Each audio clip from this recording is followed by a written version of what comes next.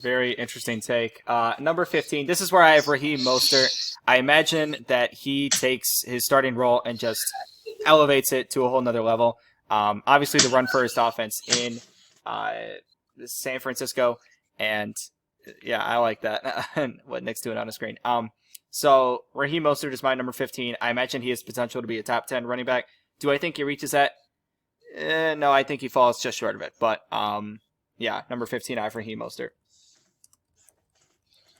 Okay, my next three picks are maybe going to raise eyebrows. So 15, I have Jonathan Taylor. I'm all in on Jonathan Taylor. I think it might take a few weeks, but Marlon Mack is old news, and JT's in town. JT's going to steal this backfield, and, it is not going to take as much time as it took Miles Sanders to take his backfield. This dude is incredible. He's got a 4.39 as a running back, weighing 230 pounds. Like that's not normal. That's Barkley level. So yeah, I'm not worried about the split time, just in the sense that the Colts have a great O-line and a great run offense, and they've bullied teams. They've bullied the Chiefs just running the ball. So that's why I put JT at 15. 15 for me. I got Clyde Edwards-Helaire. Write the full name, Garrett, not CHCH. There's a reason why the Chiefs drafted him in the first round. They are going to use him, and there could be a lot worse offenses to play in than the Kansas City Chiefs. Although he is a rookie, I'm not worried about him. Damian Williams, Darrell Williams, whatever Williams you want, they are not the answer. Kip's guy, Darwin Thompson, from the top ropes. He jumps off that and he misses the finishing move. He does not make contact. He is not a factor in that offense. Clyde Edwards-Helaire. Garrett, what are you typing there? Clyde Edwards-Helaire. He has a potential to be an RB1 because he plays on the Chiefs. Let's go, baby. 15. All right, very interesting there. I can't fit the full name without going down another line, and I want it to all look the same. So that's why I did that. Yeah, that's a good move. Number 14 is Miles Sanders. I have Miles Sanders here. I'm a big Miles Sanders believer. I think he's, besides Carson Wentz, I think he's the best offensive talent that they have there in that backfield. Not in the backfield, in the entire offense, in my opinion. Which is a bit of a hot take, knowing that Zach Ertz and Alshon Jeffrey are on that team. But washed up Alshon Jeffrey. Miles Sanders and definitely has potential to be a lot better than he already is. Entering his second year, might see a sophomore slump, but I don't foresee that happening. I have him at number 14, Miles Sanders. All right, from the super offense, I have Leonard Fournette at 14. What? All right. Time out. Kip, so you're telling me if you're on the clock, Kip's on the clock, you're taking Leonard Fournette over Jonathan Taylor or Chris Carson? Yes. He goes from the super offense. Here's why, okay? The Jaguars have not picked up Leonard Fournette's fifth-year option, so that means this is it. He's a Jaguar for 16 games. He's getting his check, and he's out of here. So why out of the don't league. Why don't the Jaguars just run him into the ground? I feel like Leonard Fournette is gonna get so much work. The Jaguars are not gonna care what they're gonna do with him. They're gonna be reckless, and that'll just land Fournette into a high RB2. 14 for me, Todd Gurley. Kip, I know you said he's washed, but I got some numbers for you. Bear with me. All right. Yeah, I was not high on Todd Gurley last year. I'll admit it. That's another one. I was wrong. I feel like I'm Colin Cowherd. Where I'm right, where I'm wrong. I'm mostly right, but I was wrong. Okay. 3 years ago, Todd Gurley had 13 rushing touchdowns. That's pretty good. 2 years ago, in the year where he was Mr. MVP, he had 17 rushing touchdowns. Coming into the year, I thought he was going to have a reduced role. I thought Darrell Henderson. I thought he was going to have a big role. He didn't. Todd Gurley still had 12 rushing touchdowns. Todd Gurley is good for – he's still going to run – he's still going to be a factor in the goal line. Kip, you said it best. The Falcons still have a high-powered offense. There's no one in that backfield that's going to steal carries from Gurley when they get to the goal line.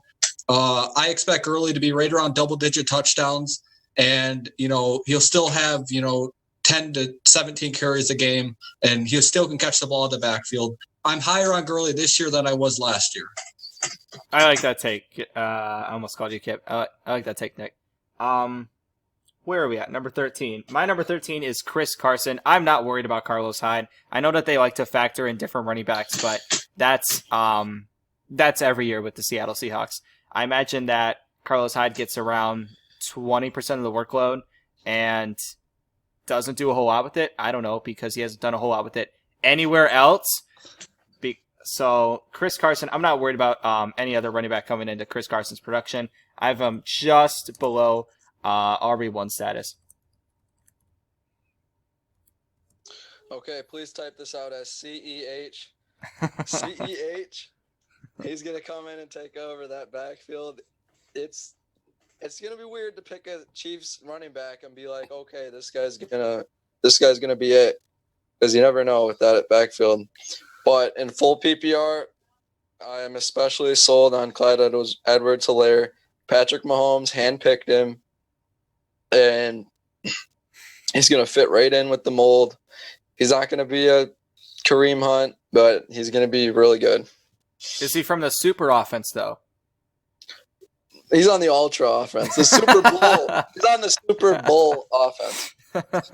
Kip, I love the take, and I forgot to mention Andy Reid in the press conference when they drafted him. He said that he looks better than Brian Westbrook. If you guys, Garrett's probably too young. I know Brian Westbrook. I know. Brian Westbrook was an absolute phenomenal talent. They think Clyde Edwards-Helaire can be better. So if he is, he could be a top 12 running back easily. 13 for me. I got Josh Jacobs here. Not a great pass catcher. If you're talking about strictly running the ball in standard leagues, he's probably a top 7 or 8 running back. But this is PPR.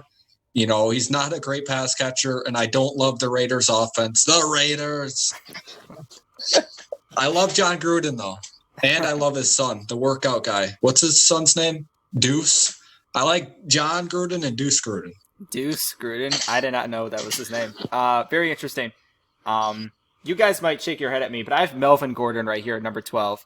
I think I'm not worried about Philip. Let me rephrase this. I'm a little worried about Royce Freeman and Philip Lindsay's production share mixing with Melvin Gordon at the beginning of the season.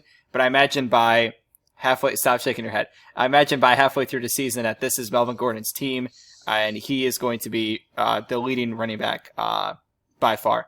So I'm a believer in Melvin Gordon's talent, and I think this is going to be his team by season's end.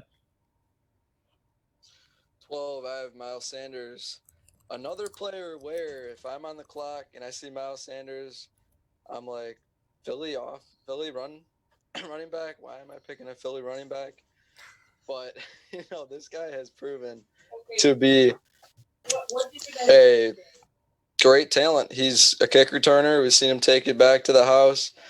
He is a great pass catcher, and he is a good runner. He's got big play potential. So, Miles Sanders, back end RB1.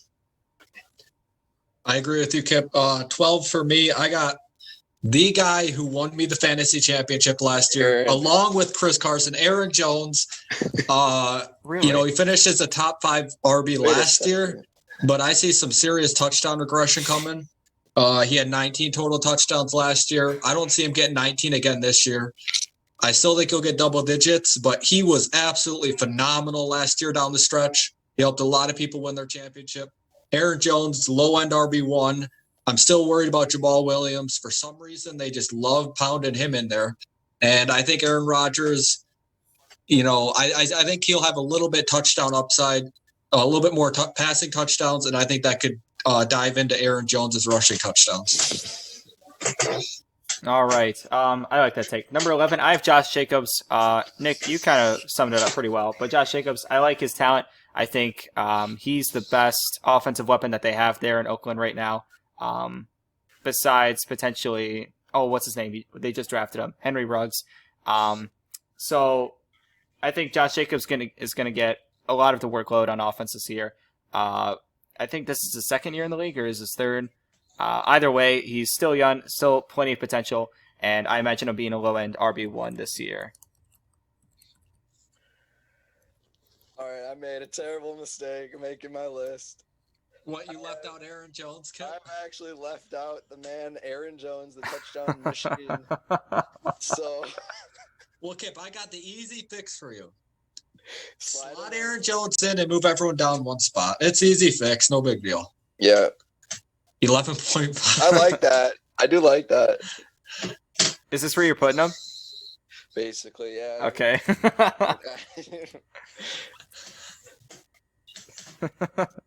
Anything you want to add? No, I got to do another pick, don't I? Or no? Yeah, who's your number 11? Who's your 11? Okay, 11, I have Nick Chubb. I'm not extremely high on Nick Chubb. I think he does have good upside, but with Kareem Hunt across 16 games, that's pretty scary. He's still the running back in the Browns offense and an improving O-line, basically an improving offense and an improving coaching staff. So I do like Nick Chubb. I'll definitely pull the trigger on him. I agree with you, Kip. I got Nick Chubb at 11. He's a better standard running back than he is a PPR running back. Kareem Hunt's a pass catching back there. They still have Jarvis Landry, Beckham in that offense. He's not going to be highly involved in the pass game. Nick Chubb's still an RB1, but he is not as effective in PPR leagues.